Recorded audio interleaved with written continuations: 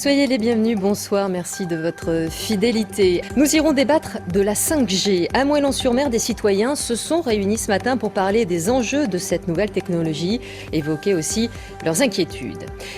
Pour ou contre la 5G, les débats sont lancés. À voir s'il y aura un débat national, comme le demandent les élus plaidant pour un moratoire. Toujours est-il que localement, des citoyens s'emparent de la question.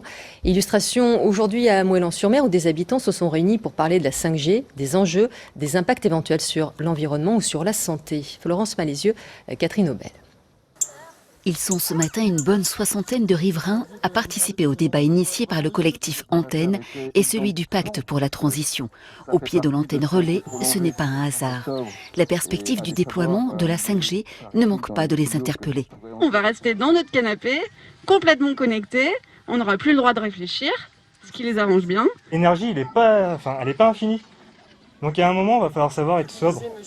Une inquiétude majeure souvent exprimée, la nocivité pour la santé en matière d'exposition à des ondes à très haute fréquence et le manque d'études épidémiologiques. Pour les collectifs, ces débats sont d'autant plus nécessaires localement qu'ils sont occultés au plan national. Vous voyez bien que le débat il est confisqué. Toute la semaine sur toutes les radios de France, c'était uniquement les PDG d'Orange, de Bouygues qui s'exprimaient. Et on laissait peu de place finalement à ceux qui avaient les arguments inverses. Donc moi je suis prêt à accepter des choses sur lesquelles je ne suis pas d'accord, mais je veux d'abord en discuter. Ces citoyens se sentent peu écoutés et mis devant le fait accompli.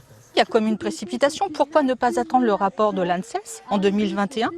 Pourquoi ne pas attendre ce rapport avant de vendre le 29 septembre les ondes aux opérateurs privés ? Même constat du côté de la municipalité, les élus ont été invités par le collectif local à voter un moratoire dans l'attente des conclusions des recherches en cours.